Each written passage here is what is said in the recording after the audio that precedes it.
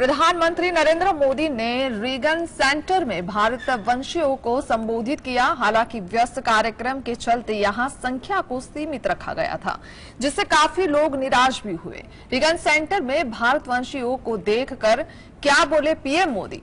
H-1B visa को लेकर क्या दिया बड़ा अपडेट? आइए जानते हैं।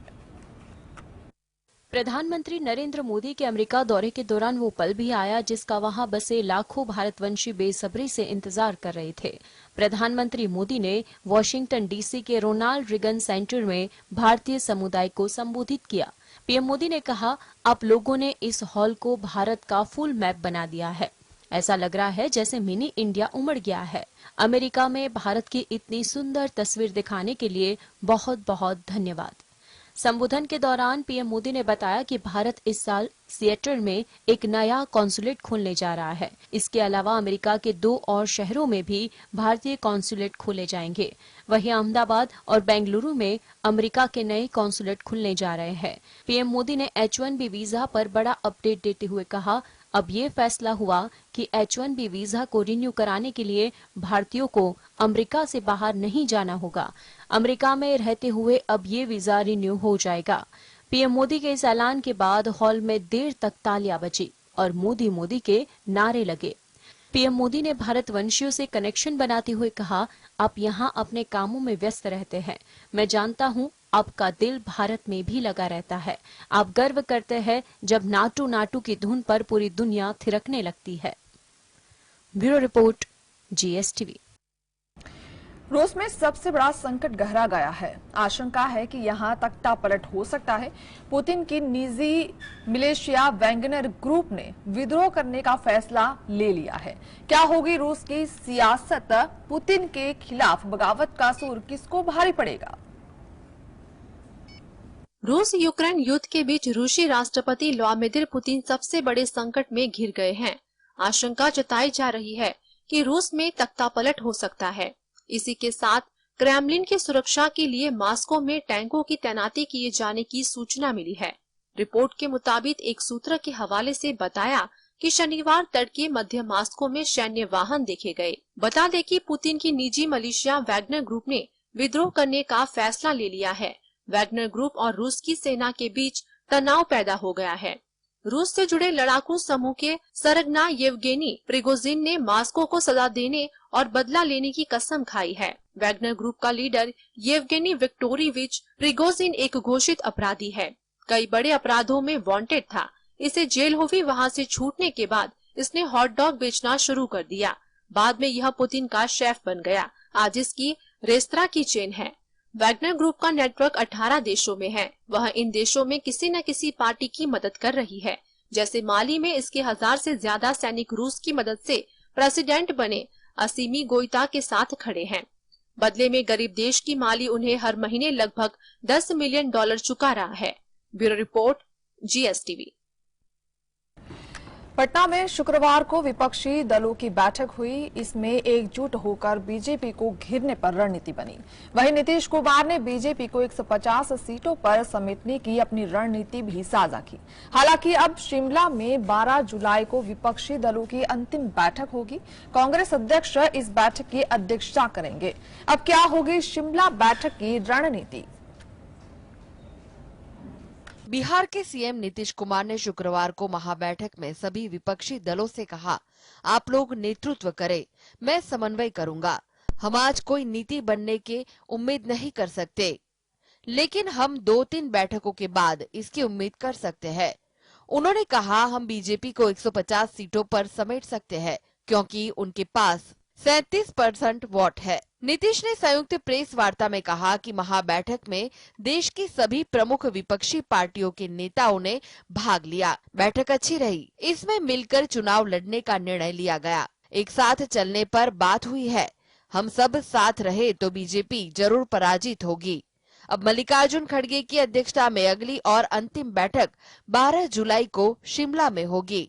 उन्होंने कहा कि अगली बैठक में तय होगा कि कौन कहां लड़ेगा।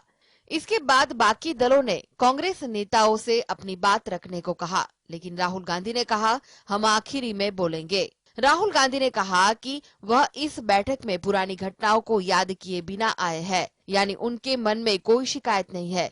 बीजेपी के पास संस्थागत एकाधिकार और वित्तीय अधिकार है, हमें उससे लड़ना होगा। Bureau report, GSTV। विपक्षी एकता को मजबूत जोड़ के सहारे तोड़ने के लिए बीजेपी छोटे दलों को लगातार साथ रही है। बिहार, यूपी और झारखंड की 10 दलों को साथ लेकर 134 सीटों पर क्लीन स्वीप की रणनीति बनाई जा रही है। बीजेपी विपक्षी एकता को बिहार, यूपी और झारखंड में ही चित करने की रणनीति पर काम कर रही है। तीनों राज्यों की 134 सीटों पर क्लीन स्वीप करने के लिए बीजेपी ने 2 प्लान तैयार किया है। पहला, बड़े दलों की बजाय छोटी पार्टियों से गठबंधन और दूसरा, कदावर नेताओं को मैदान में उतारने की तैयारी। बिहार में बीजेपी के खिलाफ 2024 में जेडीयू, आरजेडी, कांग्रेस और वाम मोर्चा का मजबूत गठजोड़ है। 2014 में बीजेपी ने रामविलास पासवान और उपेंद्र कुशवाहा की पार्टी के साथ गठबंधन किया था। सियासी गलियारों में एक कहावत है, दिल्ली का रास्ता यूपी से होकर ही जाता है। विपक्षी एका के बीच बीजेपी यूपी में मजबूत दिखने की कोशिश में है। बीजेपी इसके लिए छोटे दलों को साध रही है। इनमें कुछ दल पूर्वांचल में प्रभावी है तो कुछ पश्चिम में। झारखंड में बीजेपी के पास इसके बाद से कोई लोकल चेहरा नहीं है। 2019 चुनाव के बाद झारखंड विकास मोर्चा का बीजेपी में विलय हो गया था। बाबूलाल मरांडी को पार्टी ने विधायक दल का नेता भी बनाया था, लेकिन तकनीक वजहों से मामला स्पीकर कोर्ट में है। विपक्षी एकता का बड़ा मुद्दा जातीय जनगणना है, जिससे बीजेपी की ओबीसी विरोधी छवि बन रही है। इसे तोड़ने के लिए पार्टी छोटे दलों को साथ ले रही है। Bureau report, GSTV। Taarak Mehta Ka Ooltah चश्मा इन दिनों विवादों में बना हुआ है। शो के मेकर पर शो में काम कर चुकी एक्ट्रेस ने कई आरोप लगाए थे। अब असित मोदी ने इस पर क्या दिया reaction. TV show Taarak Mehta Ka Ooltah चश्मा में मिसेल सोढ़ी का रोल निभाने वाली एक्ट्रेस जेनिफर मिस्त्री ने शो के मेकर असित मोदी और ऑपरेशन हेड सोहेल रहमानी पर कई गंभीर आरोप लगाए थे। जेनिफर ने शिकायत भी दर्ज कराई थी और बयान भी दिया था। वहीं असित मोदी ने जेनिफर की शिकायत पर रिएक्ट भी किया।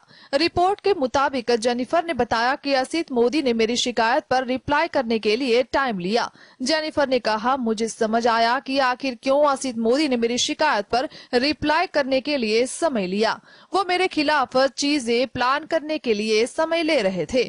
उन्होंने मुझ पर शो के काफी सदस्यों के साथ नशे की हालत में लड़ने का आरोप लगाया है। उन्होंने आरोप लगाया है कि मेरे झगड़े इतने बढ़ जाते थे कि वो कंट्रोल से बाहर हो जाते थे और ये ज्यादातर आउटडोर शूटिंग पर होता था।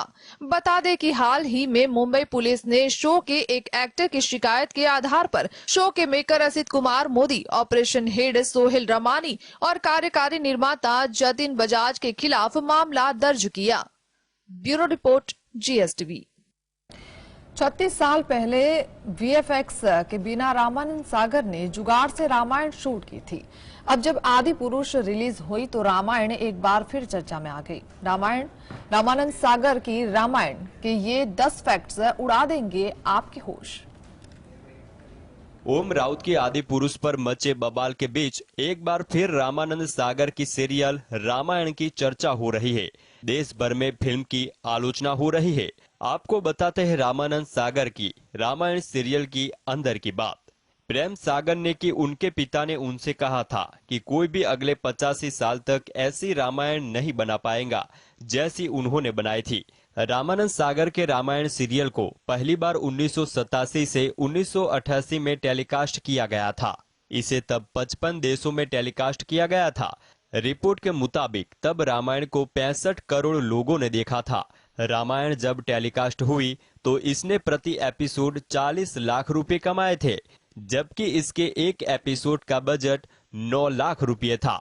रामायण इंडिया का एकमात्र टीवी सीरियल रहा जिसका टेलीकास्ट टाइम 45 मिनट का होता था। तब इस सीरियल को करीब 99% लोग देखते थे। जब इसका टेलीकास्ट दूरदर्शन पर किया जाता था तो गलियों और सड़कें सुनसान हो जाती थी। कोरोना के खतरे को देखते हुए जब 21 दिनों के लॉकडाउन में रामायण को एक बार फिर टीवी पर प्रसारित किया गया तो इसने वर्ल्ड रिकॉर्ड बनाया था। Bureau report, GSTV। रूस के राष्ट्रपति व्लादिमीर पुतिन के वफादार येवगेनी विक्टरोविच प्रिगोजिन ने अब उनके खिलाफ ही मोर्चा खोल दिया है। इसने अपनी वैगनर मिलिट्री को मॉस्को की सड़कों पर उतार दिया है। रोस्तव सिटी में उसकी सेना ने एक इमारत पर कब्जा भी कर लिया है। इसने ऐलान कर दिया है कि वह उसका कहना है कि उसके 25,000 जवान मरने को तैयार है। पुतिन के लिए जान देने वाले येवगेनी क्यों बने कट्टर दुश्मन? राष्ट्रपति व्लादिमीर पुतिन की निजी आर्मी वैगनर ग्रुप ने ही उनके खिलाफ बगावत कर दी है। वैगनर ग्रुप कभी पुतिन का समर्थक हुआ करता था और यूक्रेन में रूस की ओर से लड़ रहा था। ये वैगनी का दावा है कि उसने यहाँ सेना मुख्यालय और एक हवाई अड्डे समेत शहर के सैन्य स्थलों को कब्जा कर लिया है। रूसी सेना के साथ उनकी झड़प की खबरें भी सामने आ रही है। उनका कहना है कि उसके 25,000 जवान मरने को तैयार है। मीडिया रिपोर्ट के अनुसार वैगनर ग्रुप ने अपने ऑडियो मैसेज के जरिए आरोप लगाया था कि रूस की सेना ने हमारे शिविरों पर मिसाइल हमले किए, जिससे बड़ी संख्या में हमारे लड़ाकू हमारे साथी मारे गए। मैसेज में आगे कहा कि हमारे कमांडो की परिषद ने फैसला लिया है कि देश का सैन्य नेतृत्व जो बुराई लाता है उसे रोका जाना चाहिए। जो कोई भी प्रतिरोध करेगा हम उसे खतरा मानेंगे और इसे तुरंत नष्ट कर देंगे। यह कोई सैन्य तख्तापलट नहीं बल्कि न्याय का मार्च है। वैगनर मिलिट्री ग्रुप का नेटवर्क 18 देशों में है। इनकी मौजूदगी यूरोप से लेकर Libya, Syria, Mozambique, Burkina Faso, Mali, Sudan और मध्य अफ्रीकी गणराज्य तक मानी जाती है। Bureau report, GSTV। भारत प्रवासियों द्वारा धन पाने वाले देशों में सबसे ऊपर बना हुआ है। प्रवासियों ने न सिर्फ सबसे ज्यादा धन भेजा बल्कि पहले के मुकाबले लगभग 20% वृद्धि भी हुई। धन भेजने में भारत देश निकला सबसे आगे। कोविड महामारी के कारण जब दुनिया वित्तीय और आर्थिक संकटों से जूझ रही थी, तभी भारत के बाहर रहने वाले प्रवासियों ने देश में पैसा भेजना जारी रखा, जिसका नतीजा है कि भारत में विदेश से धन की आमद कम नहीं हुई। 2022 में भी भारत दुनिया में सबसे ज्यादा पैसा भेजे जाने वाला देश रहा। सबसे ज्यादा धन पाने वाला 10 देशों में से 5 देश ऐसे हैं जिनसे कुल भुगतान में 2021 के मुकाबले कमी आई। लेकिन भारत न सिर्फ सबसे ज्यादा भुगतान पाने वाला देश था, बल्कि उसका भुगतान में सबसे ज्यादा 19.6% की वृद्धि भी हुई। भारत को कुल 1111.2 अरब डॉलर मिले। भारतीय समुदाय दुनिया का सबसे बड़ा प्रवासी समुदाय है और पिछले साल ही उसने चीन को पीछे छोड़ दिया था। पिछले कई साल से प्रवासियों की ओर से भेजे जा रहे धन में लगातार वृद्धि हो रही है। इसका श्रेय भारत के प्रवासी समुदाय को दिया जाता है, जो दुनिया के लगभग हर देश में मौजूद है और भारत की अर्थव्यवस्था को सहयोग करते रहे हैं।